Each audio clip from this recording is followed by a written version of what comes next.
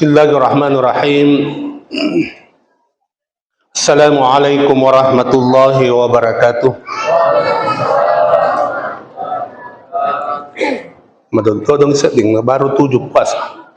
Assalamualaikum warahmatullahi wabarakatuh.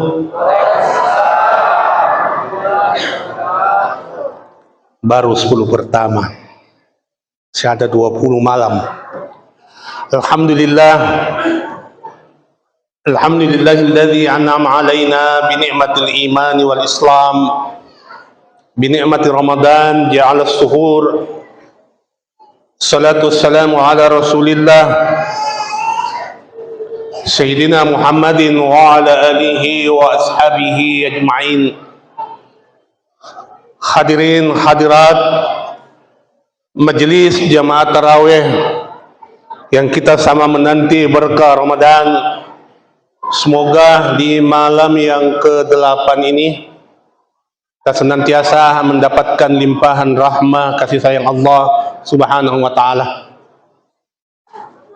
Melanjutkan materi-materi selama bulan suci Ramadan, tentu telah kita mengikuti berbagai literatur kajian keagamaan, ceramah agama, yang mana tentunya akan mengisi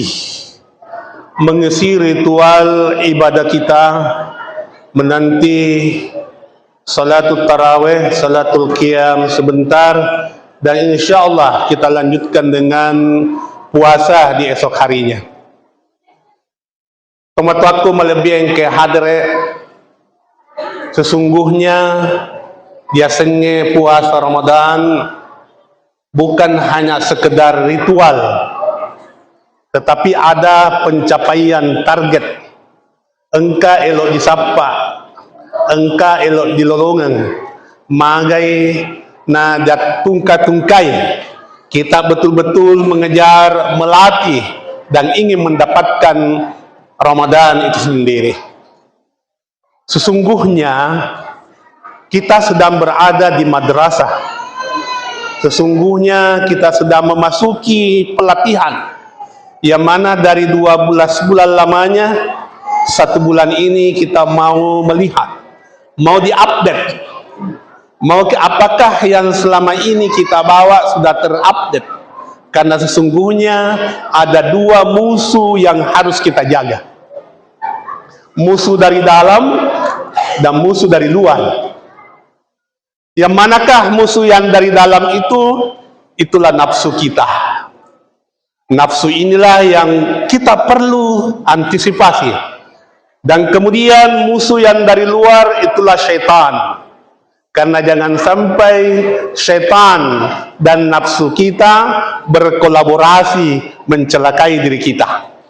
Jangan sampai kerjasama antara musuh dari luar dan musuh dari dalam sikongkoloi, sehingga kita menjadi orang yang celaka. Jamaah tarawih yang dimuliakan oleh Allah Subhanahu wa ta'ala, yang mana itu nafsu. Nafsu itu tidak bisa dimusuhi, tapi harus dikendalikan. Jadi kita yang kendalikan bagaimana nafsu itu supaya mampu dia mengikuti apa kata kalbu kita. Karena sesungguhnya ibadah itu harus melibatkan kalbu, harus melibatkan hati. Jadi kalau ada kita katakan diri kita, saya tidak ada kalaku, kalau bahasa sekarang ya, dia kalaku, full puasaku, tetapi full tonjiman noko-noko, berarti ada yang bermasalah di puasanya. Full puasaku, tapi tidak berhenti na cerita kejelekan na orang, berarti ada bermasalah di puasanya. Contoh, puasa tonji, tapi tidak berhenti kritiki pengurus masjid. Itu pengurus masjid begini, kenapa begitu? Tidak proporsional, tidak ini. Berarti kembali ke periksa, barangkali ada masalah di puasata, nah tidak bisa kita rem-rem. Jadi perlu direm-rem, jiwata, nafsu kita, supaya bisa menada limpahan barakah uang Allah Subhanahu wa ta'ala. Karena untuk meraih yang namanya berkah Ramadan harus mapacipah. Jadi kalbu yang ada kita miliki harus senantiasa mampu menerima, ya, mampu menerima apakah itu yang kita terima adalah kelebihan orang lain atau kekurangan orang lain. Itulah yang kita harus olah. Sehingga kenapa puasa itu, disitulah manfaatnya mengolah jiwa kita, mengolah nafsu kita supaya berbeda di bulan-bulan yang di luar bulan suci Ramadan. Contoh, nafsu itu maunya tompi, tidak mau berubah-berubah. Contoh, sekiranya kita ada menjanji kepada anak kita, biasanya kalau ada anak kecil dijanji, nak sebentar kalau ayah pulang dari kantor, kubelikan kau pesawat. Ini karena cintanya kita ini kita umpamakan ini nafsu. Begitu kita pulang dari kantor, anak kita berkata, ayah mana pesawatku? Padahal pesawatnya ini taruhlah harganya 250.000. Mana ayah? Menangis anak ini merengek-rengek. Mana ayah? Pesawatku. Ayahnya bilang, ku lupa kina. Bagaimana kalau saya gantikan ke uang 1 juta? Anak ini tetap tidak mau. Padahal kalau dilihat dari nilainya, lebih tinggi nilainya 1 juta daripada apa yang dijanjikan. Karena anak ini merasa mana yang tidak berhenti menangis. Jadi seumpamanya itulah nafsu. Jadi nafsu itu dia tidak mau apa yang dia mau itu tong. Tetapi harus dikendalikan. Tidak bisa juga dihilangkan itu nafsu. Jangan sampai dikasih hilang nafsu makan tak, bahaya tuh. Dikasih hilangin nafsu cinta tak sama istri tak, bahaya tuh. Jadi itu nafsu. Sama dengan cintanya kita kepada istri, istri juga bisa mencelakai diri kita. Anak pun demikian bisa mencelakai diri kita. Oleh karenanya perlu ditata, dibina. Contohnya, istri kita merengek-rengek. Kenapa tetangga itu sama-sama joko pegawai, dia bisa beli mobil, kau tidak? Sama-sama di pangkamu. Jadi inilah yang perlu kita kendalikan. Kau tidak tahu dia bisa beli mobil karena habis jual tanah, kau tidak ada tanahmu. Karena suamimu hanya PNS misalnya. Jadi inilah pola cara mengendalikan. Kalau di luar bulan Ramadan sulit untuk ngerem, tetapi di bulan Ramadan ini kita rem. Remnya pelan-pelan. Sama dengan ilmu. Karena itu setan itu menyukai kalau kita celaka. Berapa menit ini? Dikasih aba-aba kalau sampai, karena 15 menit infonya. Syaitan itu memang sudah berjanji, bersumpah di hadapan Allah. Ketika Allah mengatakan perintah sujud kepada Adam dan dia tidak sujud, maka ia dicaplah, ia iblis. Wa isqala rabbuka lil malaikati isjudu li Adam, apa saja itu kepada Adam illa iblis, dan tidak mereka sujud kecuali iblis.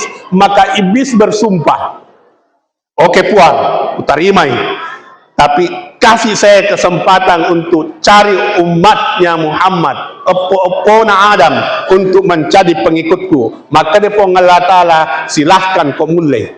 Maka disitulah sumpah iblis mencari-cari siapa opona Adam untuk menjadi pengikutnya. Jamaah tarawih yang dimuliakan oleh Allah Subhanahu wa taala. Oleh karenanya, dari qiyam wa siyam, malamnya kita beribadah, malamnya kita salat, sesungguhnya yang kita ingin capai tanha anil fahsya'i wal munkar. Jadi hakikat salat itu ada yang bermasalah kalau salat itu tidak mencegah perbuatan keji dan kemungkaran. Dan kalau puasa kita tidak mencegah juga, berarti sesungguhnya itulah yang kita perlu periksa. Hadirin jamaah tarawih yang dimuliakan oleh Allah Subhanahu wa taala, karena tarawih sangat singkat waktunya. Sebagai kesimpulan, dari 1.027.000 huruf dalam Al-Quran, mari kita manfaatkan di bulan Ramadan. Minimal kalau kita tidak bisa hatamkan 1 kali 1 bulan 1 juz minimal kita khatamkan tarawih, mengikuti bacaan-bacaan imam setiap malamnya untuk tetap aktif tarawih kita. Yang kedua, di bulan Ramadan ini ada pintu fast track. Fast tracknya adalah berlomba-lomba. Lomba-lomba apa? Apa yang bisa kita lakukan? Kalau dia dulu lema pabuka, apa tama kita di masjid minimal 2000. Setiap kita pergi ke masjid 2000 1 orang, itu karcis fast track yang akan digunakan panitia masjid untuk kita terima nanti setelah kita dipanggil tiga mana umat Muhammad, maka fast track itu akan kita dapatkan seketika pada waktu itu. Dan yang paling terakhir, janganlah pernah menyimpang uang sumbangan infak jamaah berbulan-bulan di bank, karena sesungguhnya itu akan mencelakai yang memberikan sumbangan pada hakikatnya itu. Karena jangan sampai di calan itu mas sumbangnya engkamu pidoi na di bange matajuk bunga. Billahi taufiq wa da'wa wal irsyad was sa'adah. Wassalamualaikum warahmatullahi wabarakatuh.